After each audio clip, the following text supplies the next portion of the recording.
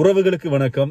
இந்த வீடியோவில் வந்து பார்த்தீங்கன்னு சொன்னால் சொல்கிற விஷயம் அல்லது பேசுகிற விஷயம் என்னென்னு சொன்னால் வெளிநாடு அதாவது பிரான்ஸை பொறுத்தவரையில் இங்கே வந்து எங்களுடைய தமிழர்கள் அளவுக்கு அதிகமான தொழில் நிறுவனங்கள் வச்சிருக்கிறார்கள். அதாவது வந்து பல்பொருள் அங்காடியாக இருக்கலாம், உணவகமாக இருக்கலாம், அல்லது வந்து வேற நிறுவனங்களாக இருக்கலாம். இதில் வந்து எங்களுடைய தமிழர்களை வேலைக்கு சேர்ப்பதால் அவர்கள் வந்து நடுவீதிக்கு வந்த நிலைமை அல்லது வந்து நடு ரோட்டுக்கு வந்த விஷயம் சம்பந்தமாக தான் இந்த வீடியோவில் பார்க்க போகிறோம்.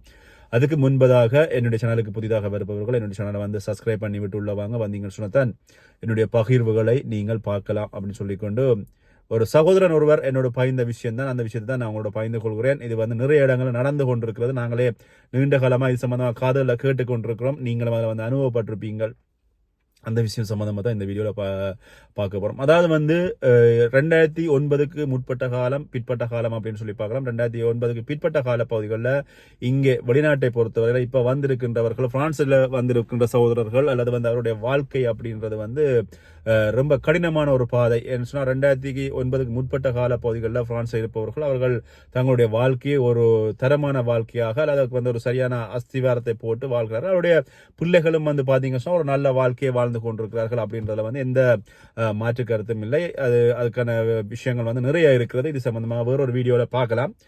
ஆனால் இப்போ வந்து 2009க்கு பிற்பட்ட கால பகுதிகளில் வருபவர்களுக்கு வந்து பார்த்தீங்கன்னு சொன்னால் ஒரு குறிப்பிட்ட காலங்கள் இங்கே விசா இல்லாமல் இருந்தது. அதுக்கப்புறமா விசா கொடுத்தார்கள். பேருந்து விசா இல்லை, இப்போ பேருந்து கொடுத்தார்கள். பேருந்து இப்போ வந்து விசா இல்லை, விசா கொடுப்பதில்லை, கொடுக்குறார்கள், குறைவாகத்தான் கொடுக்குறார்கள். அப்படி ஒரு நிலைமையில தான் கடந்து கொண்டு போகிறது காலம்.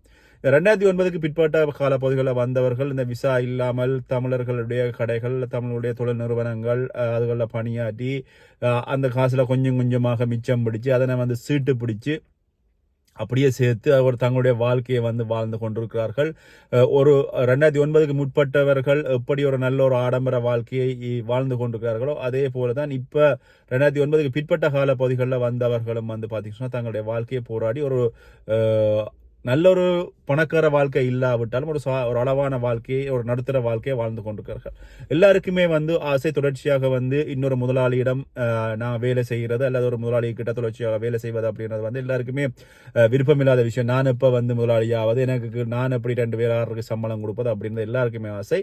இந்த 2009க்கு முற்பட்ட கால பகுதிகளில் வந்தவர்களை பார்த்தீங்கன்னா சொன்னால் அநேகமானவர்கள் ஒரு நல்ல முதலாளியாகவோ அல்லது வந்து அவர்களுடைய நிதி நிலைமை அப்படின்றது வந்து ஒரு வேறு விதமாக இருக்கும். ஆனால் இந்த 2009 பிறகு வந்தவர்கள் கொஞ்சம் கொஞ்சமாக தான் தங்களுடைய நிதி வந்து சேகரித்து கொண்டிருப்பார். இந்த வேலையில் வந்து பார்த்தீங்கன்னா தொழில் நிறுவனங்களை ஆரம்பிப்பது அநேகமான தமிழர்கள் இங்கே தொடங்கப்பட்டிருக்கிற தொழில் நிறுவனம்ன்றது இந்த பல்பொருள் கடை, அதாவது வந்து பலசரக்கு கடை அல்லது வந்து உணவகம் அல்லது வந்து பார்த்தீங்கன்னா இந்த சுத்திகரிப்பு வேலை, அதாவது வந்து கிளீனிங் சொசைட்டி, அதை விட வேற சின்ன சின்ன நிறுவனங்கள் வேற நிறுவனங்கள் பிரிண்டிங் அப்படின்னு சொல்லலாம் அப்படி இருக்கிறது.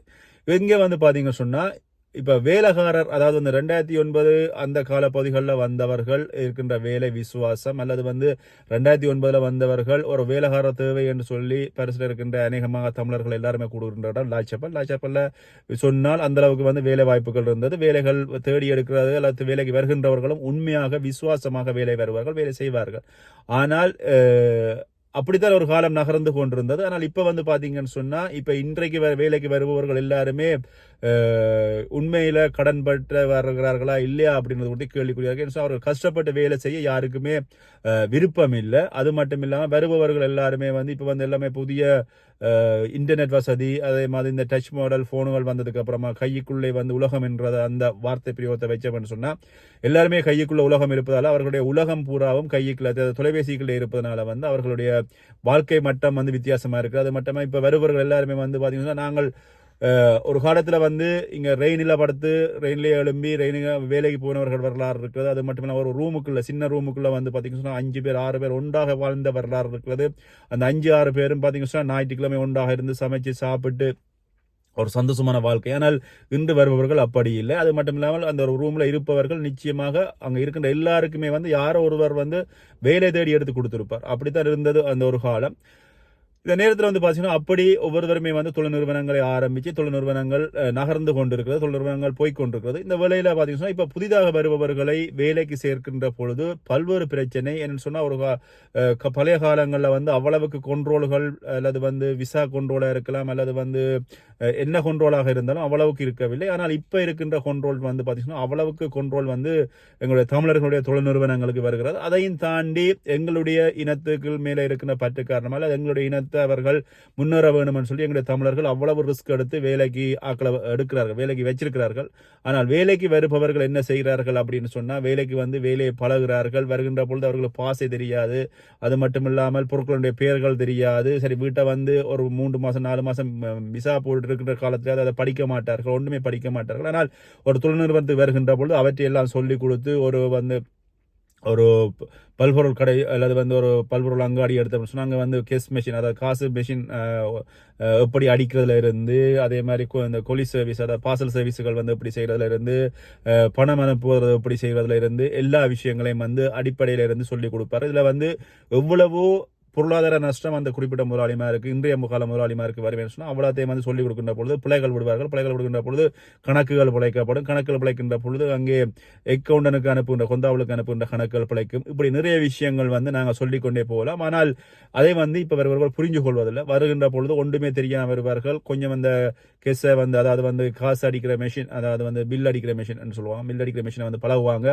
அதே மாதிரி கொலிய சர்வீஸை வந்து பழகுவாங்க, பார்சல் அனுப்புவது எடுப்பது எல்லாத்தையும் பழகுவாங்க. அதே மாதிரி மணி சர்வீஸ், அதாவது வந்து இந்த உலக மணி ட்ரான்ஸ்ஃபர் சர்வீஸ் இருக்குது, அதை எல்லாத்தையும் படிவாக பழகி போட்டு என்ன செய்வார்கள் சொன்னால் முதலாளிக்கு வந்து படிப்பிக்க வழிகிட்டுருவார்கள். அது மட்டும் இல்லாமல் கொஞ்சம் கொஞ்சமாக தங்களுடைய வேலைகள் படிப்பது மட்டுமில்லாமல் இந்த அநேகமான முதலாளிகள் ஓரளவுக்கு 1 மாதம் 2 மாதம் மேலே வடிவாக பழகி கொடுத்து விட்டதுக்கு அவர்களுக்கு அப்புறமாக அவர்கள் மேலே உள்ள நம்பிக்கை காரணமாக சரி அவர்கள் நமக்கு துரோகம் செய்ய மாட்டார்கள் அப்படின்னு சொல்லி போட்டு அவர்களை தொழில் நிறுவனத்தில் விட்டுட்டு போயிடுவார்கள். இவர்கள் வேலை செய்பவர்கள் என்ன செய்கிறார்கள் சொன்னால் முதலாளி வந்து கவனிக்க மாட்டார், அதை முதலாளி வந்து எங்களை நம்புகிறார் அப்படின்னு சொல்லி எல்லாரையும் சொல்லலை, ஒரு சிலரை தான் சொல்கிறார்.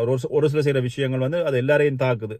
ஒரு சிலர் வந்து என்ன செய்கிறாரு சொன்னால் இப்போ ஒரு பொருளை விற்கிறார்கள்னு சொன்னால் ஒரு ரூபா 2 ரூபா அப்படின்னு வேறு சிலரை காசில் வாங்கி புக்கரில் போட்டுருவாங்க.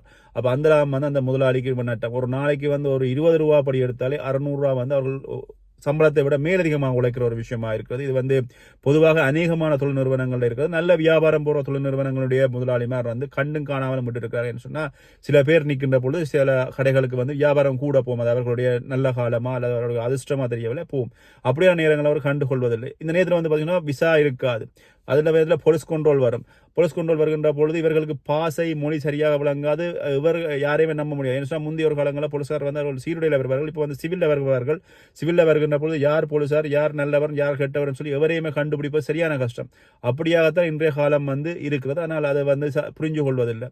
அதுக்கப்புறம் வேலை பழகின உடனே சம்பளத்தை கூட்டித்தர சொல்லி கேட்பார்கள். முதலாளிமாரும் அநேகமான தமிழ் முதலாளிகள் 100% தமிழ் முதலாளிகள் வந்து சம்பளத்தில் வந்து குறை சொல்லக்கூடாது. அநேகமானவர் மனச்சாட்சிப்படி சம்பளம் கொடுப்பார்கள். எங்கேயாவது ஒரு சிலர் வந்து மனச்சாட்சியை மீறி செய்வார்கள். ஆனால் அநேகமானவர் சம்பளத்தில் கொடுப்பார். சில நேரங்களில் அந்த பிந்தி காசு கொடுப்பார், 5ஆம் தேதி கொடுக்காம 10ஆம் தேதி கொடுப்பார்கள். ஆனால் மனச்சாட்சிப்படி அநேகமான தமிழ் முதலாளிகள் சம்பளம் கொடுக்குறாங்க. அதில் வந்து எந்த யாருமே மறக்க முடியாத சம்பளம் தரையில் என்று சொல்வதாக இருந்தால் அது வந்து பொய்க்கதையாக இருக்கும். எங்கேயாவது ஒரு சிலர் வர்ற பிள்ளைகளாக இருக்கலாம். அநேகமான 190% முதலாளிகள் சம்பளம் கொடுக்கிறார்கள். சம்பளத்தை கூட்ட வைப்பார்கள், சம்பளம் கூட்டி கொடுப்பார்கள். இப்படி இருக்கின்ற பொழுது இவர்கள் விசா கிடைக்காது, விசா ரிஜெக்ட் பண்ணப்பட்டும். ஆனால் இவர்களோட வேலை செய்வார்கள். எந்த விதமான போலீஸ் கண்ட்ரோல் வருகின்ற பொழுது அல்ல காவல்துறையின் பரிசோதனை என்ற பொழுது எந்த விதமான டாக்குமெண்ட் இவர்களிடம் இருக்காது. ஆனால் அதையும் தான் இவர்கள் வேலைக்கு வச்சிருக்கின்ற பொழுது இவர்கள் மீது என்ன செய்வார்கள் சொன்னால் இவர்கள் மீது அவதூறு பரப்புவது மட்டும் இல்லாமல் இவருடைய தொழில் நிறுவனத்தில் வந்திருந்து கொண்டு கைபேசி பார்த்து கொண்டிருப்பார்கள். அங்கே இருக்கின்ற பொருட்களை எடுத்து சாப்பிடுவார்கள். அதற்கான கணக்குகள் பார்க்கல.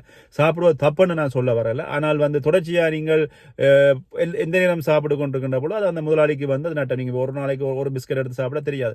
நீங்கள் காலமையில இருந்து இரவு வரைக்கும் போகும் வரைக்கும் ஒன்றை எடுத்து சாப்பிட்ற பொழுது அது அந்த முதலாளிக்கு நஷ்டம். நீங்கள் அதை வந்து ஒரு வெள்ளக்காரரோட கடைகளில் போய் வேலை செஞ்சீங்கன்னு சொன்னால் அங்கே எல்லாருமே கணக்கு வச்சிருப்பாங்க. அதனால வந்து பார்த்தீங்கன்னு சொன்னால் அது அந்த விஷயங்களில் வந்து தமிழர்கள் கொஞ்சம் எங்களுடைய சரி பொடியவங்க சாப்பிட்றாங்கன்னு சொல்லி விட்டுருவாங்க. ஆனால் இப்படி பார்த்தீங்கன்னா ஒவ்வொரு முதலாளிமாருக்கும் வந்து நட்டங்கள் வருது. அது மட்டும் இல்லாமல் இந்த தொழில்களில் வந்து பார்த்தீங்கன்னு சொன்னால் அங்கே போட்டி கடைகள் இருக்கும். போட்டி கடைகளில் இருக்கிறவர்கள் தொடர்ச்சியாக ஒரே இடத்துல வேலை செய்கின்ற பொழுது இந்த தான் வேலை செய்கிற கடைகளில் இருக்கிற விஷயங்களை வந்து மற்றவர்கள் சொல்வார்கள். அப்போ தன்னுடைய இந்த முதலாளியினுடைய தொழில் நுட்பங்கள் மற்ற கடைகள் தெரிய போகிறது.